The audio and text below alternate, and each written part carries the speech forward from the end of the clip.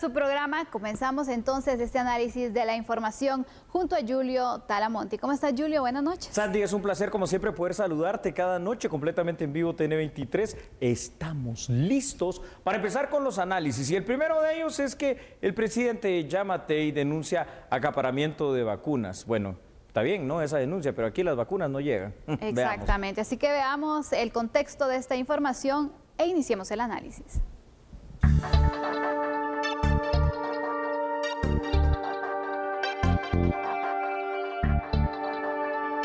En medio de la pandemia, en medio de la lucha por buscar vacunas, en medio del acaparamiento de unos pocos, de la mayoría de las vacunas, luchando por tratar de preservar la vida en nuestro país, no perdemos la fe que este foro también contribuya a hacer una declaración que nos permita a los países menos privilegiados tener acceso a esa vacuna que haría posible que podamos no solo tener proyectos de desarrollo en el largo plazo, sino que también podamos generar una nueva actitud que vaya acorde a la lucha contra la corrupción, pero que también, cuando hablamos de justicia, hablemos de la justicia social que debe imperar en el mundo, de manera que los menos favorecidos tengan igualdad de oportunidades ante la vida. Bueno, pues esto es precisamente lo que no ha pasado, igualdad de oportunidades, Sandy y televidentes, es lo que no ha habido en el mundo a través de un mecanismo que yo creo que en su momento pues tenía una buena intención, ¿no? El mecanismo COVAX, pero también tenemos que recordar, todo esto para las empresas farmacéuticas representa un negocio y es más fácil y más lucrativo para ellos esos convenios bilaterales con las grandes potencias del mundo que han hecho que COVAX se debilite y que pues obviamente, no solo el caso de Guatemala, Guatemala es uno de ellos, pero muchísimos países más en el mundo no hayan recibido la dosis que requieren de vacunas. Dramático para nosotros. La verdad que sí, Julio, y estuvo bien, la verdad, que se haya expuesto esta situación en esta asamblea extraordinaria para que pues también se genere conciencia, porque mira, ya la OMS se ha pronunciado, la OPS también está de acuerdo en que debe existir una equidad en cuanto a la distribución de las vacunas, pero con llamados y mensajes.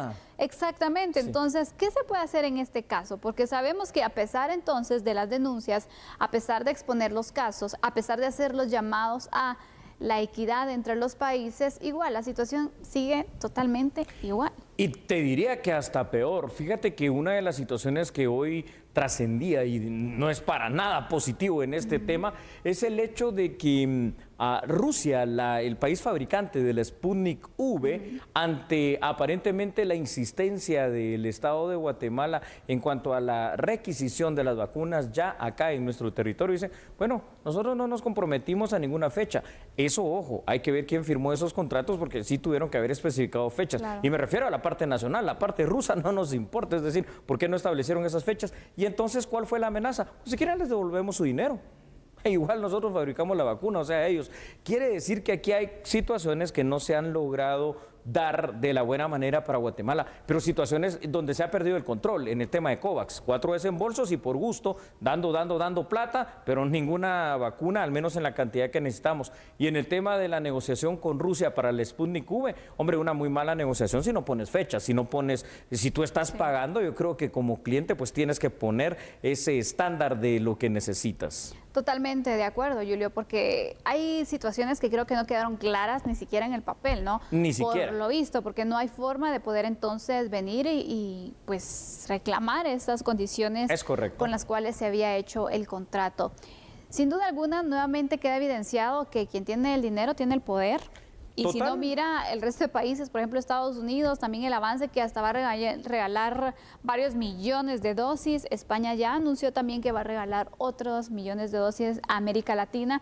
Y vemos también cuáles son los países entonces que van liderando la vacunación. ¿Por qué? Pues porque tienen el poder adquisitivo. Tienen el poder adquisitivo, tienen el poder económico, definitivamente, pues ahí es donde se ve cuál es la diferencia y cuál es el peso real de Guatemala en este concierto de naciones, en lo que representa Naciones Unidas, que al final de cuentas a los países pobres, tercermundistas y poco desarrollados como nosotros nos lo hace ver de esta manera inclusive. Vamos con datos. Adelante.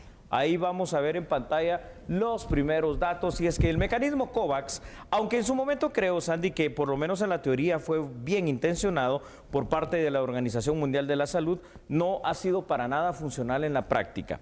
Esto sucede porque las farmacéuticas, que son las encargadas, en este caso, de fabricar literalmente la vacuna en contra del COVID-19, firmaron también a su vez convenios bilaterales con algunos países, los países ricos, y se los han vendido a ellos. En ese sentido, han privilegiado la distribución de la vacuna hacia esas naciones que han comprado gran parte de su producción. Y como ejemplo, por ejemplo, una de las farmacéuticas de India que produce vacunas de una baja calidad, hay que decirlo, afirma que hoy por hoy no está en capacidad de producir más vacunas, aunque así se lo están requiriendo. ¿Por qué? Porque esto se está maquilando cual si fuere, no sé, bueno, cual si fuera lo que es, una pandemia, una necesidad total, pero ni siquiera esa gran denominada farmacia del mundo, que es India, que tiene tantas pequeñas empresas farmacéuticas, se da abasto aún para esas vacunas de calidad dudosa, mediana y baja, para poder, ahí sí que atender la demanda mundial.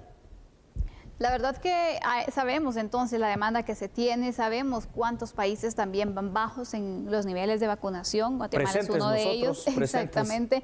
Pero ¿qué hacer para cambiar entonces la situación, para cambiar el proceso de distribución y que finalmente entonces se pueda tener esa igualdad en cuanto a esa misma distribución para las naciones? Julio, ¿qué se puede hacer? ¿Hay esperanza o vamos a tener que esperar entonces las obras? A ver, Sandy, sí, básicamente sí, literalmente has dicho la respuesta. ¿Sabes qué es lo que pasa? Es que al igual que sucede muchas veces en distintos estratos de la sociedad, cuando creemos que somos compartimentos estancos por separado y no somos realmente un país o un bloque de países, pues no se nos va a escuchar. Y eso, por ejemplo, fíjate, en el caso de Guatemala, ante el Concierto de Naciones y la OMS, lo mismo estarán reclamando un montón de países más. ¿Por qué no nos unimos, por ejemplo, como Istmo Centroamericano? Ahí es diferente. Es que por eso lo hemos hablado acá. Guatemala, Centroamérica en su conjunto, desde Guatemala, Belice hacia Panamá, tenemos que pensar en una integración, no solo para el tema del COVAX y la vacuna, en una integración regional que nos permita tener una economía fuerte, que nos permita tener una imagen fuerte, que nos permita vernos ante el mundo de manera diferente. Pero si somos 7 paisitos divididos ahí por estas nuestras fronteras, si no salimos de ese pensamiento tan minimalista, ¿verdad?, que otros han roto. Mira la Federación Rusa, por ejemplo, mira Estados Unidos de América, 50 estados distintos, pero que se han unido en un gran país. Entonces, esto no cambia y no vamos a lograr nada más que un simple llamado de atención hacia nadie, hacia la nada. El mecanismo COVAX se creó con el fin de poder coordinar esta distribución que fuera igualitaria para todos los países. La pregunta es, ¿ha funcionado este mecanismo? Para nada. Ha demostrado ser que en su intención fue bueno, pero aquí también Naciones Unidas, porque la Organización Mundial de la Salud pertenece a Naciones Unidas, perdió el control de esto, o no es que haya perdido el control. Lo que pasa es que el mundo, Sandy, nos sigue demostrando que se maneja por 2 tipos de intereses, el poder político y el poder económico. Y en este caso, el poder económico ha pesado muchísimo más. Las grandes potencias del mundo han acaparado literalmente la producción y lo que nos han dejado, tú lo has dicho, las obras. Y dentro de esas obras, imagínate tú en qué lugar iremos nosotros como Guatemala y como otros muchos países, ¿verdad? Quedamos siempre rezagados. Bueno, pero a tal grado que en Latinoamérica, hombre, en el tema de vacunas está Paraguay, Guatemala y Venezuela como los 3 países que menos vacunas han recibido. Dramático. Dramático, la verdad, porque seguimos esperando entonces, seguimos con las personas que ya tienen la primera dosis, pero también es una incertidumbre que se vive en cuanto a la segunda dosis. Y bueno, hay mucha expectativa que se tiene. Ya mañana, de hecho, se han anunciado que va a ingresar otro lote de vacunas para seguir avanzando. Si es cierto.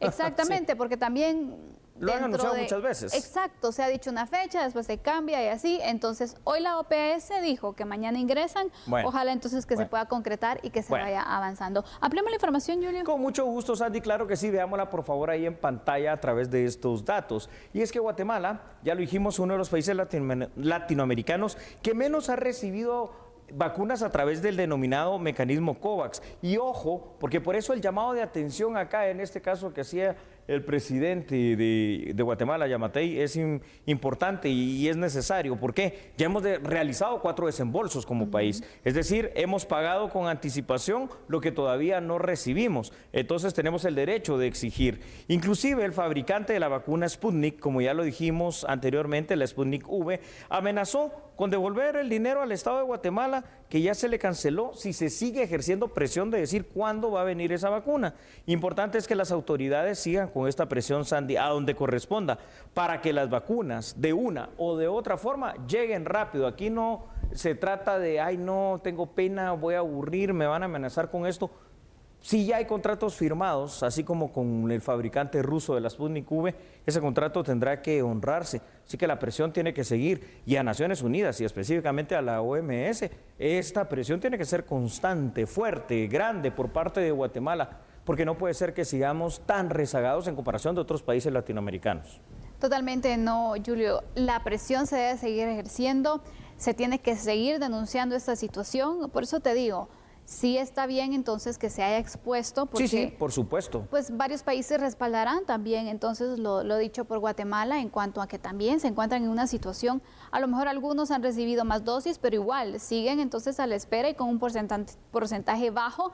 Y bueno, son pocos los países que también han ido elevando y tienen el mayor porcentaje en cuanto a la inmunización. Sí, y antes de terminar este tema e irnos a la pausa, hoy por ejemplo que tenía varias reuniones y preguntaba por varias personas, me estaba enterando de algo, están en Estados Unidos. ¿Dónde está él? Está en Estados Unidos, en la bota, en Estados Unidos, vacunándose, porque es la mejor, digamos, solución. Pero ¿quiénes lo pueden hacer? Solo hay que tener dinero y la visa, ¿no? Exactamente.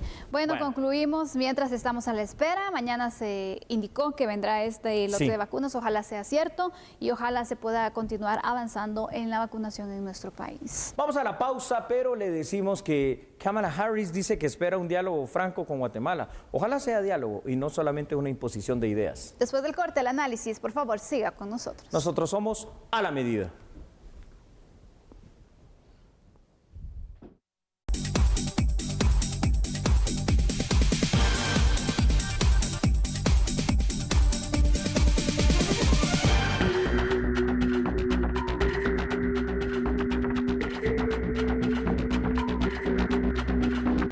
Es el primer viaje y me reuniré en la primera parte del viaje con el presidente de Guatemala, Yamatei. Tenemos mucho que discutir sobre lo que debemos hacer y podemos hacer juntos para apoyar a las personas que necesitan ayuda en términos de hambre, desarrollo económico, el clima extremo y el impacto que han tenido en su economía, pero también se trata de tener conversaciones muy francas y honestas sobre la necesidad de abordar la corrupción, para abordar la violencia delictiva y en particular contra algunas de las poblaciones más vulnerables de su país, pero traeré a esa conversación franca también para influir en esta conversación el trabajo que hemos hecho hasta ahora, reuniéndonos y reuniendo a los directores ejecutivos, por ejemplo, que están preparados para comenzar una relación con Guatemala.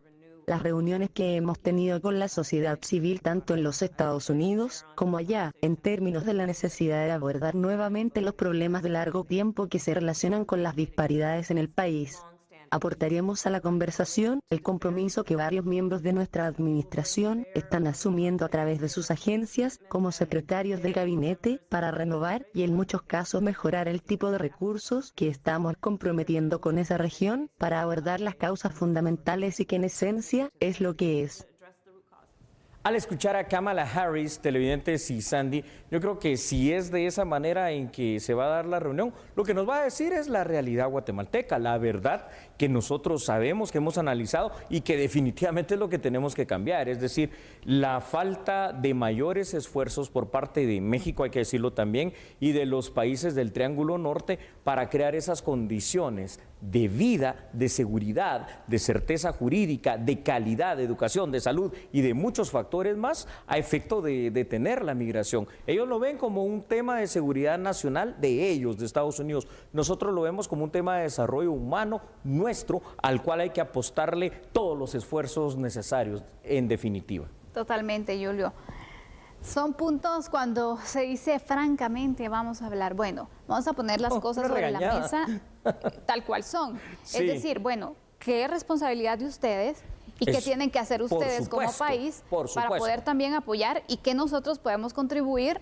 Prácticamente podría interpretarse así, ¿no? Es que se tiene que interpretar de la manera en que tú dices, de manera exacta. Porque al final de cuentas, que aquí haya pobreza, que aquí haya falta de oportunidad, que aquí haya violencia, que aquí haya esto y lo otro, la responsabilidad es de nuestros países del Triángulo Norte, que quizás no hemos hecho los esfuerzos necesarios, y le quito el quizás, para poder ir combatiendo esa situación. Al contrario, por lo menos en el caso de Guatemala, desde la década de los 80s, y cuando el conflicto armado interno estaba en la época más fuerte, más cruenta, más terrible, hasta este momento en el cual ya estamos en el 2021, por ejemplo, si es en el tema de vivienda, hemos empeorado, si es en el tema de violencia y seguridad, hemos empeorado, si es en este otro tema de salud, hemos empeorado. Entonces, quiere decir que hemos dejado de hacer muchas cosas. Es más, de lo contrario, no habrían en Estados Unidos esos prácticamente 3 millones de personas de origen guatemalteco viviendo allá, que no encontraron las condiciones para poder llevar una vida digna en nuestro país. Así que, ¿Estados Unidos podrá ayudar? Sí, pero que ayude como lo dijimos, es decir, que vengan sus empresas a invertir aquí y crear plazas de trabajo, que es la gran necesidad también que tenemos, dentro de otras, junto con la seguridad. Y en este punto, por ejemplo, los países del Triángulo Norte, en este caso nuestras autoridades, tendrán que también dar a conocer, porque, por ejemplo, para poder invertir, todos queremos saber, bueno, ¿qué ventajas voy a tener yo? ¿Qué vamos a ofrecer? Exacto, entonces tener listo el panorama de, bueno, este es el escenario en el cual ustedes van a establecerse para que puedan permanecer las empresas. Pronacomo, y decía su representante, ojalá que las empresas se queden y no sean solo de paso, pero eso depende de nosotros. Es que ese es el problema y depende de nosotros. ¿Vamos a crear zonas francas? No lo sé. ¿Vamos a crear incentivos fiscales para hacer atractiva esa inversión? No lo sé. ¿Vamos a ofrecer la certeza jurídica siquiera que se necesita para la inversión extranjera? Pues eso es lo que creo yo va a querer escuchar Kamala Harris y toda esa comitiva de más de 300 personas, donde vienen empresarios, políticos, periodistas y un montón de personas más interesados en saber qué es lo que va a pasar aquí en el Triángulo Norte. Yo te diría una cosa, fíjate, acabamos de hablar hace breves minutos atrás el hecho de poder abordar problemas y temas como un bloque centroamericano. Esta reunión hubiese sido más fuerte y tal vez hubiésemos conseguido mejores cosas, aunque todavía no se haya celebrado, si en lugar de que sea aquí en Guatemala una, otra probablemente en Honduras, en El Salvador y en México, lo hubiésemos hecho como un bloque. Señoras y señores, nosotros nos hemos puesto de acuerdo y vamos a dar estos beneficios, vamos a trabajar para que no exista la extorsión a estas empresas, para brindarles la seguridad jurídica que ellos necesitan y las condiciones en zonas francas, en puertos, aeropuertos, en todo lo que se necesita para que una empresa pueda funcionar. Por supuesto. Pero así por separado, no lo sé. Y eso es parte de ser francos, ¿no? En este diálogo. Absolutamente, ser franco es eso. ¿Vamos con datos? Vamos. Pues seamos francos con los datos entonces también,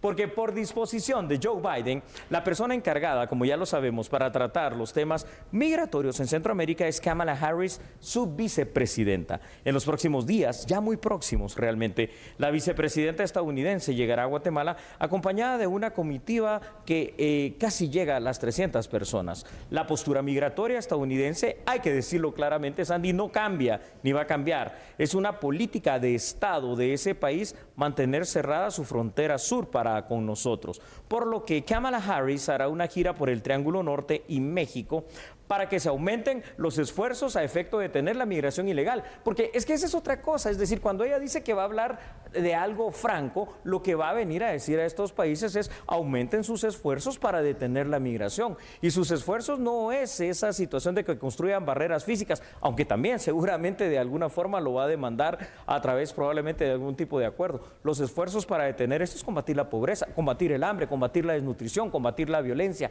Allí es donde deben de ir centrados esos esfuerzos. Por supuesto, pero también aquí hay mucha duda en cuanto a lo que pueda pasar y en cuanto a condiciones que pues se puedan establecer, porque también existen intereses, ¿no?, por parte de Estados Unidos. Es que esa es la cuestión. Estados Unidos tampoco es que lo venga a hacer esta visita de una manera altruista totalmente y que venga a decir nosotros queremos ayudarles sin ningún tipo de interés. El primer interés que ellos tienen es un tema de seguridad nacional, ya lo dijimos. En eso de la seguridad nacional, lo que ellos nos quieren decir, y hay que saber leerlos ya ni entre líneas, y claramente el enviado de Washington, Zúñiga, lo vino a decir aquí, está cerrada la frontera para el Triángulo Norte. Lo que ya no quieren es esa migración. Entonces nosotros también tenemos que saber negociar algunas cosas. Bueno, sea como sea, la ayuda que vaya a venir, los esfuerzos que podamos hacer para frenar la migración, hay otra realidad de la cual no sé si ya se está planificando a hablar. ¿Cuántas veces viene una vicepresidenta estadounidense aquí a Guatemala? Muy pocas veces.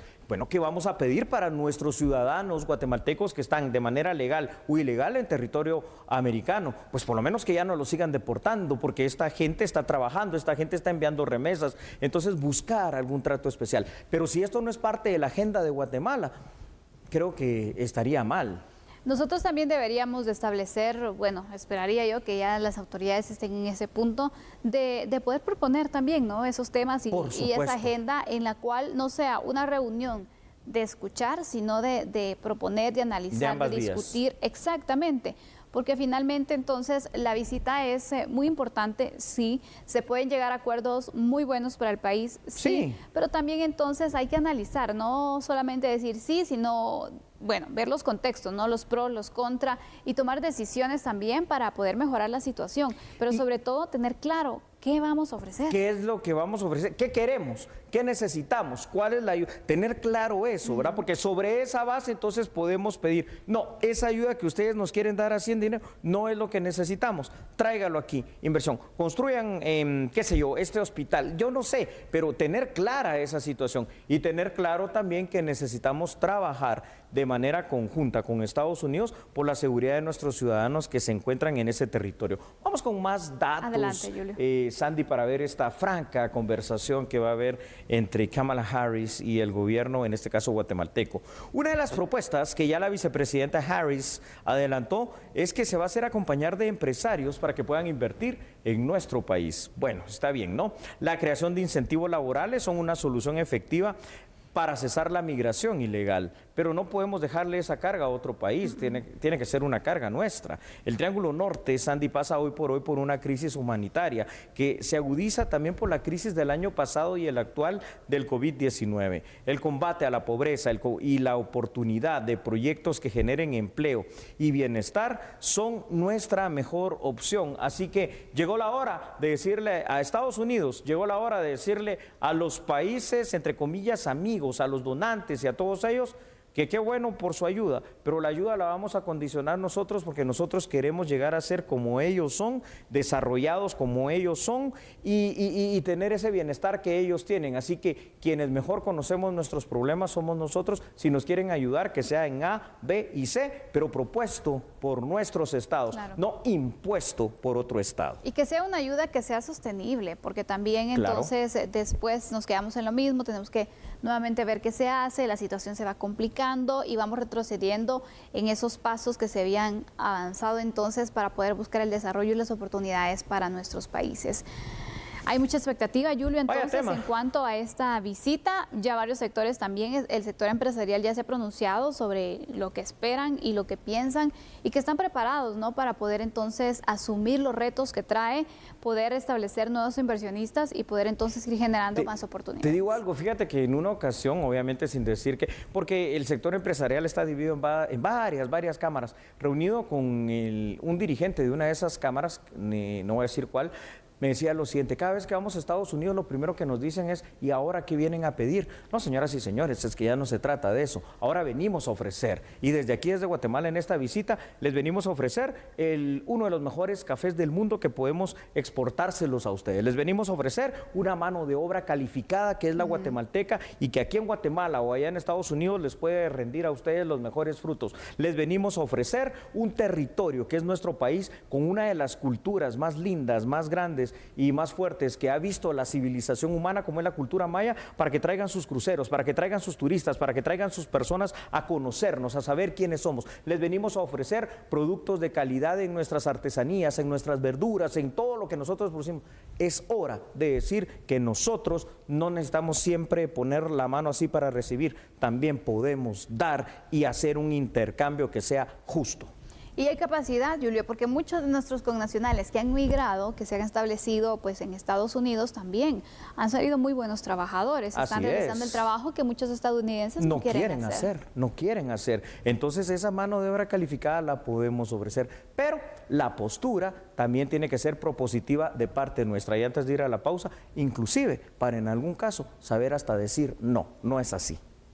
hasta Bueno, para eso. concluimos entonces, surgen diversas opiniones, surgen distintas expectativas también sobre esta visita. Nosotros le damos cobertura para que usted pueda conocer entonces los acuerdos que se puedan llegar y todo lo relacionado con esta visita de la vicepresidenta de los Estados Unidos. ¿Vamos a la pausa? Vamos a la pausa y le vamos a contar cuando regresemos que asumió un nuevo presidente en el Tribunal Supremo Electoral. No cambie, nosotros somos a la medida.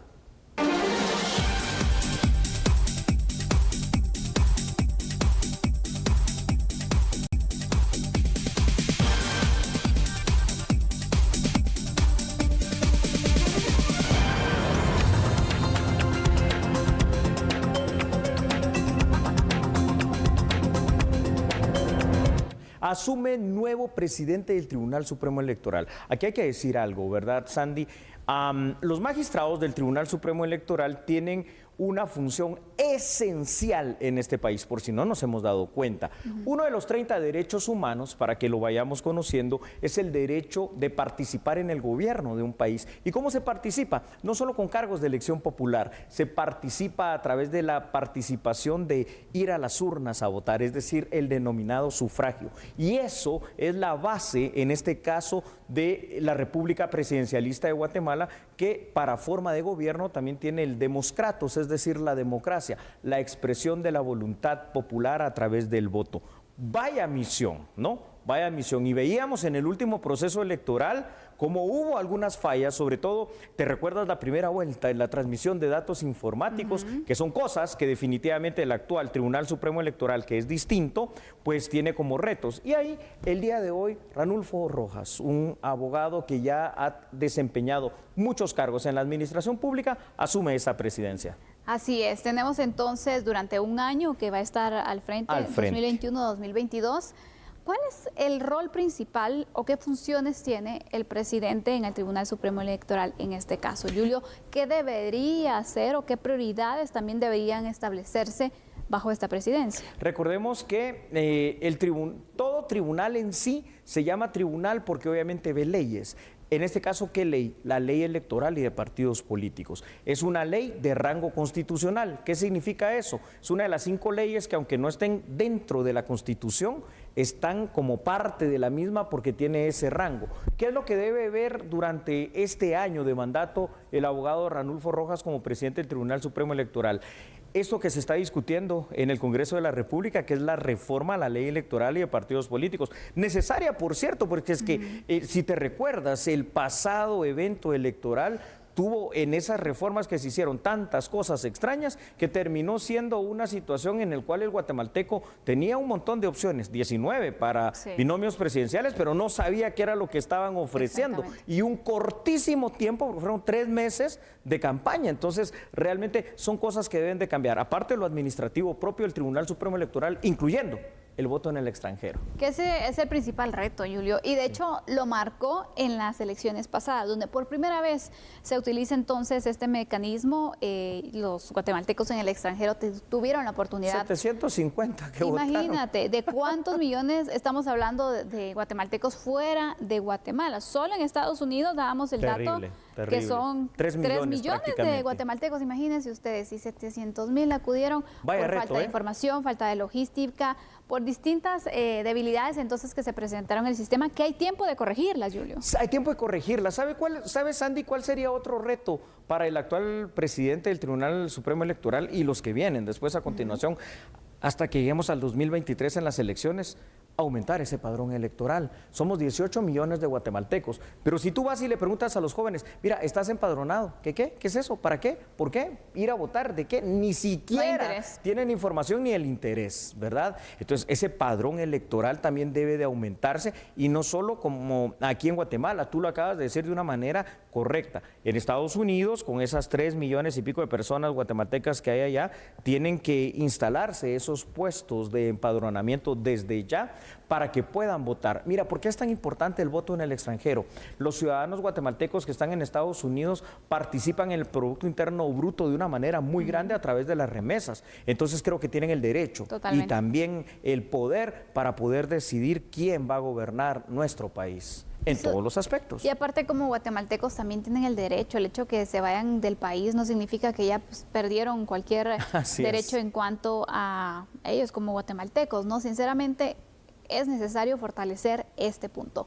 ¿Qué te parece si mostramos algunos datos, Julio? Me parece muy bien. Vamos a pedirle a nuestra producción y rápidamente ahí están estos datos. Y es que el Tribunal Supremo Electoral, como usted sabe, es el máximo tribunal en materia electoral y es el responsable de hacer valer el derecho humano a elegir y ser electo. 5, para aquellos que no lo sabían, son los magistrados titulares que integran el Tribunal Supremo Electoral. Tienen la gran responsabilidad de organizar y ver desde ya todos y cada uno de los detalles de las elecciones 2023. ¿Falta mucho tiempo? No, 2 años y medio se pasa bien rápido. Se espera poder superar problemas en el área tecnológica, informática sobre todo, y en el reto que tanto hemos hablado del voto en el extranjero.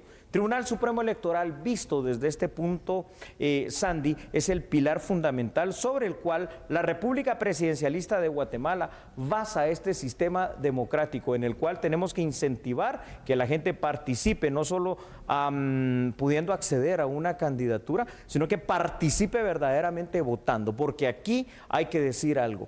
El gran porcentaje ganador a la hora de los votos se llama abstencionismo. Exacto. Ese es el que gana cada elección. Y que en las elecciones pasadas también fue alto ese porcentaje. Alto. Y termina siendo tan alto por una situación de que no hay información, no hay incentivo, no hay una forma de poder desafiliarse. A veces es fácil. Hay muchas personas que desde hace muchos años están afiliados a partidos políticos y no saben ni siquiera cuál es el procedimiento. Entonces, todas esas campañas informativas para desafiliarse, para poder empadronarse y la importancia del voto, creo que desde ya se constituyen en un enorme reto. Y sobre todo también tener esos acercamientos constantes, poder ir aclarando las situaciones con las agrupaciones políticas, ¿no? Que también creo que ahí pues hace falta un poco más de comunicación entre el tribunal, las agrupaciones, para ir aclarando dudas, que a veces hay sanciones que pueden surgir por desconocimiento o por no interpretación debida de las reglas entonces del tribunal, ¿no? Sí, así es, y porque a veces también se tienen ciertos descontroles, digamos, entre la coordinación interinstitucional que puede haber dentro de las, valga la redundancia, instituciones del Estado. Es decir, cuando muchas veces aparecen en el padrón electoral, mire, pero es que esta gente ya murió, sí, pero todavía forma parte de ese padrón, un padrón que no sea real. Vamos a conocer, si quieres, quién es Ranulfo Rojas, quien acaba de asumir entonces la presidencia del Tribunal Supremo Electoral. Solo para que lo sepamos, según la hoja de vida, es doctor en ciencias penales, obviamente eso significa que es abogado y notario. Para que lo recordemos, fue magistrado de la Corte Suprema de Justicia en el periodo 2014-2018, ejerció durante ese periodo el cargo de presidente del organismo judicial y de la Corte Suprema de Justicia durante 1 año. También fue presidente del Consejo del Instituto de la Defensa Pública Penal, presidente también del, en este caso, Consejo Directivo del Instituto Nacional de Ciencias Forenses, INACIF, y fue agente fiscal del Ministerio Público, precisamente en la unidad de delitos administrativos de la Fiscalía contra la Corrupción. Quiere decir que Ranulfo Rojas lo que tiene es toda una carrera dentro del Estado de Guatemala en el área jurídico penal, básicamente, y ahora tiene esa responsabilidad de presidir el máximo tribunal en materia electoral. Difícil situación cuando vemos que se está discutiendo todo tipo de modificaciones en el Congreso a la ley electoral y de partidos políticos, sobre la cual no solo él, sino que los 5 magistrados del Tribunal Supremo Electoral y por supuesto nosotros, no me refiero solo a la medida, sino que me refiero a la sociedad guatemalteca, tenemos que estar muy al pendiente. Totalmente, Julio. ¿Qué pasa entonces? Es 1 año al frente de la presidencia, un periodo tal vez muy corto para poder hacer, pues, poner en marcha proyectos y poder ir avanzando. ¿Hay posibilidad de que pueda repetir la presidencia o se la tienen que rotar como la Corte de Constitucionalidad? Literalmente no existe la posibilidad de que eso suceda. Entonces, son de las cosas que hay que ir cambiando, ¿verdad, Sandy? Porque son presidencias que se tornan muy cortas, aunque tenemos un precedente y que nos puede constituir jurisprudencia para el caso del Tribunal Supremo Electoral específicamente. No sé si se acuerdan de alguien que fue por muchos años, primero magistrado del Tribunal Supremo Electoral, luego presidente por muchos años del TSE y luego llegó a ser vicepresidente, el licenciado Gerbruger Asturias. Quiere decir que sí se puede dar, aunque ahora por costumbre esto generalmente no se ha repetido, se puede repetir la presidencia de alguien en el Tribunal Supremo Electoral, siempre y cuando obviamente pues también sea una buena presidencia, ¿no? Que eso es lo que se espera. Totalmente, eso es lo que esperamos, ¿no? Que puedan entonces guiar bien esta institución, que es muy importante también para el proceso democrático de nuestro país y para el cual ya Guatemala se debe ir preparando, Julio, porque pues todos los preparativos, todas las acciones que se puedan ir implementando no se deben hacer en el último año previo a las elecciones, sino desde ya, para hacerlo con tiempo, para poder entonces corregir errores que se tuvieron también en las elecciones pasadas y poder ir proponiendo algunos mecanismos para ir llamando al voto y al interés también de la población en general, especialmente la población joven. Ahí está, atraer a la información, a la población joven, ¿verdad, Sandy? A las mujeres, el 53% de la población, y en general a la mayor parte, que sea por primera vez, de todo aquel padrón electoral que ya ampliado debería estar llegando por lo menos a los 8 millones de guatemaltecos aptos para votar, si no es que más. Lo que pasa es de que no están inscritos. Exactamente. Concluimos entonces el tercer análisis. Debemos hacer un corte comercial, pero tenemos otras noticias también para ustedes. No cambie, por favor. Recuerde una cosa, somos a la medida.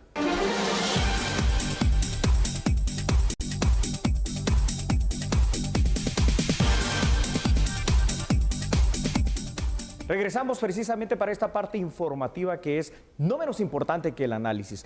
La pregunta aquí el día de hoy es: ¿la estrategia planteada y anunciada por Estados Unidos de América para frenar la migración irregular del Triángulo Norte va a funcionar? Bueno, le digo que expertos internacionales en esa materia dudan de dicho proyecto, que de alguna manera ya se ha tomado como referencia otras experiencias y otros países donde no ha sido exitoso. Pero si quiere la ampliación de esta información, con mucho gusto aquí la tiene en A la Medida. Nuestras buenas intenciones no llevan de la mano los resultados anticipados. Gastamos miles de millones de dólares en estos países, pero siguen siendo débiles, pobres, violentos y con alta incidencia de pobreza e inequidad. Y la pregunta es entonces, ¿por qué nuestros programas de asistencia no han tenido más éxito? ¿Por qué sigue existiendo inseguridad en estos países? ¿Por qué siguen siendo avenidas importantes para el narcotráfico hacia los Estados Unidos y una fuente principal de migración a los Estados Unidos? En 2020, este último año, que parece que fue hace siglos, hice una revisión de los programas de asistencia de Estados Unidos al Triángulo Norte entre 2014 y 2015 con mi colega Ricardo Zúñiga. En nuestra revisión concluimos lo siguiente, entre otras cosas: Estados Unidos ha carecido de una estrategia clara a largo plazo para fomentar y fortalecer el gobierno democrático en la región. Ha intentado estrategias a corto plazo con cambios dramáticos en 8 niveles que terminan trascabando los esfuerzos para crear un Estado democrático. Hemos congelado el apoyo en ciertos momentos, como ocurrió en 2019. Ofrecimos enormes fondos después del huracán Mitch, y en otros momentos fue un rincón olvidado del mundo cuando Estados Unidos volteaba la mirada a otros temas prioritarios. Estados Unidos ha fracasado en entender lo primordial de abordar los retos de gobernanza y gobernabilidad en la región. El presidente de la República, Alejandro Yamatei, sostuvo una reunión con el primer ministro de Belice. El primer ministro de Belice, John Briceño, sostuvo una reunión con el presidente Alejandro Yamatei para abordar temas como el impacto que la pandemia del virus COVID-19 ha tenido en la salud, la sociedad y en la economía de ambas naciones. Además, acordaron elevar los beneficios del acuerdo del alcance parcial suscrito entre ambas naciones. En donde hemos tenido una muy buena reunión desde muy temprano en la mañana para tratar puntos en común. Quiero recalcar algo. Este es un evento histórico. Es un evento histórico en el que dos países que somos vecinos, que tenemos retos en común, hemos dispuesto a principiar a trabajar en la solución de esos retos en común de mejorar nuestras capacidades comerciales entre ambos países, el promover la inversión y darle seguridad a la inversión tanto guatemalteca en Belice como beliceña en Guatemala, el que podamos tener la posibilidad de intercambios de información fundamentales en distintas áreas que no son solo las comerciales, sino la de seguridad también. El primer ministro beliceño expresó la importancia que tiene la comisión conjunta, la cual fue establecida para darle seguimiento a los 13 acuerdos suscritos el pasado 18 de mayo en temas como el comercio, cooperación, seguridad y migración. Asegurar de parte de nuestro gobierno, nosotros vamos a hacer todo lo posible para el acuerdo que hemos trabajado hoy, que se pueda llevar a cabo en el tiempo más corto posible.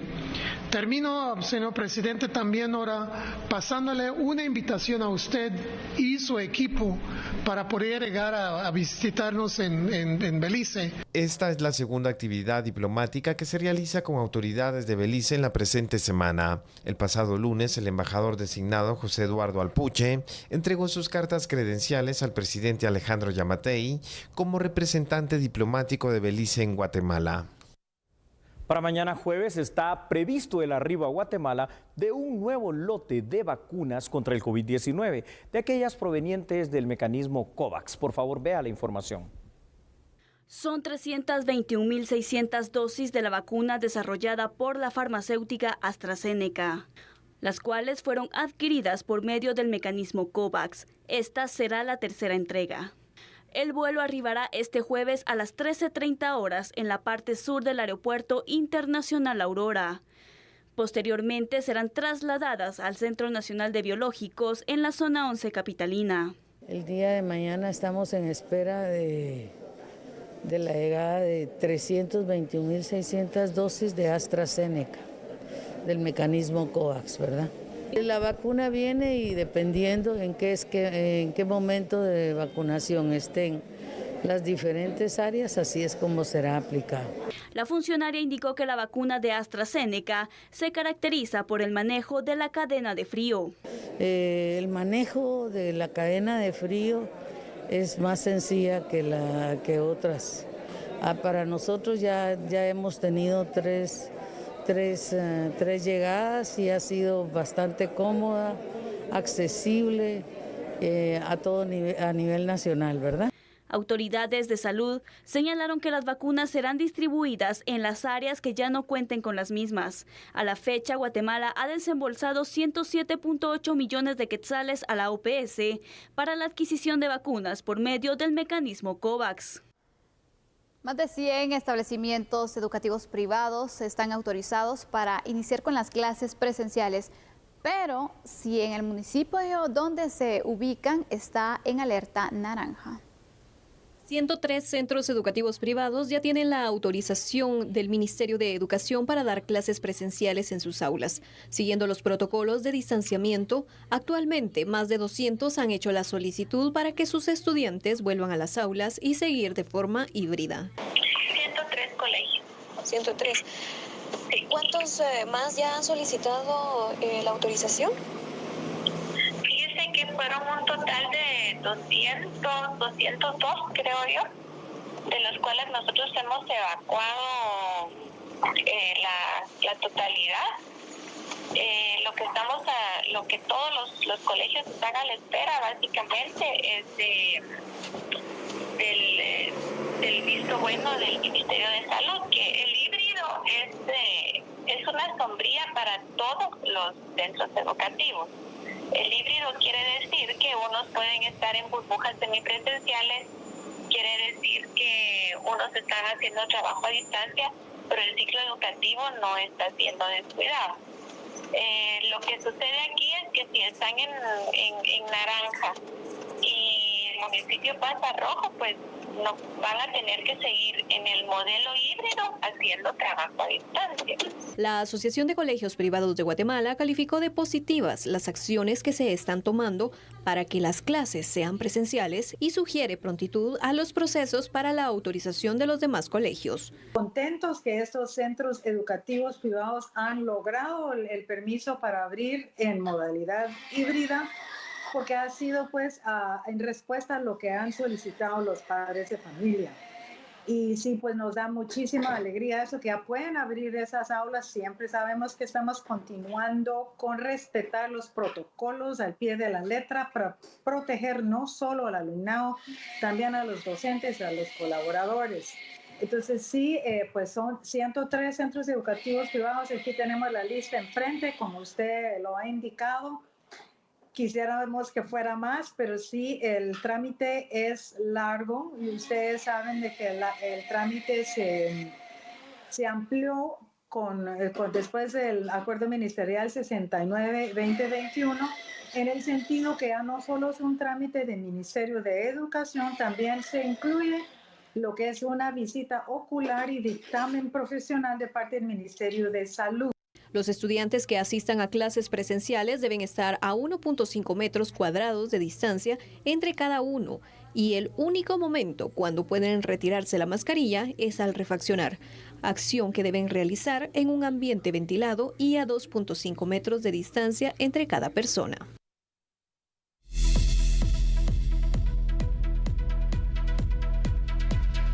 Así es, y repasamos qué es lo trascendental que ha pasado en el mundo. ¿Sabe usted que en Nicaragua la aspirante presidencial de oposición, Cristina Chamorro, pues fue allanada hoy en su residencia? Esto debido a una orden emitida por un juez competente. Quedó, eso sí, bajo arresto domiciliar después de esa acción policial. Aquí tenemos en A la Medida la información. La jueza Karen Chavarría Morales del Juzgado Noveno de Distrito Penal de Audiencia de Managua fue quien ordenó el allanamiento y detención a la precandidata presidencial Cristina Chamorro por los delitos de supuesto lavado de dinero, bienes y activos, falsedad ideológica y gestión abusiva. Así se dio a conocer a través de una nota de prensa del Poder Judicial. La policía en horas de mediodía de este miércoles allanó la vivienda de Chamorro, donde concurrieron unos 20 periodistas de distintas plataformas independientes a dar cobertura al allanamiento. Cuando la policía con empujones replegó a los medios de comunicación que nos encontrábamos dándole cobertura.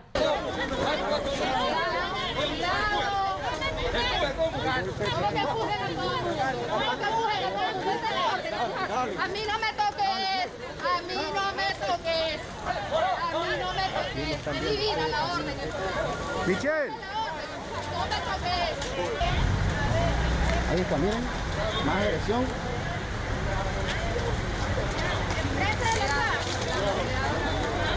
Más agresión y vamos a tener que retroceder.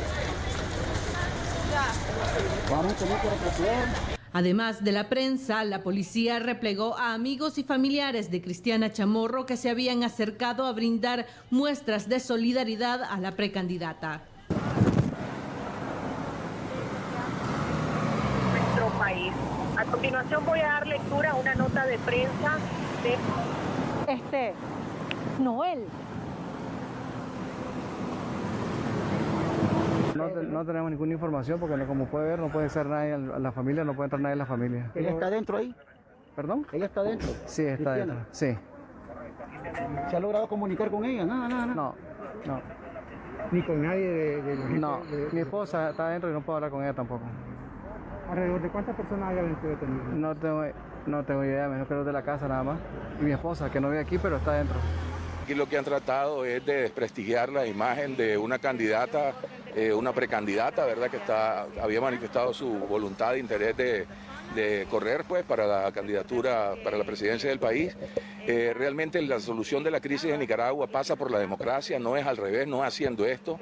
El allanamiento a la vivienda de Cristina Chamorro se da luego que el Ministerio Público emitiera una nota de prensa en la que hacía del conocimiento público que ya había entablado una acusación formal ante los juzgados de Managua por los delitos de falsificación ideológica, gestión abusiva en concurso real de lavado de dinero. Chamorro había convocado a una conferencia en línea en horas de mediodía cuando fue allanada su vivienda. Con imágenes de Jorge Urroz, les informó Michelle Polanco Alvarado. Y con esta noticia internacional que destaca del día, nos despedimos. Gracias por su preferencia. Así es, nos vamos, pero regresamos. Chao.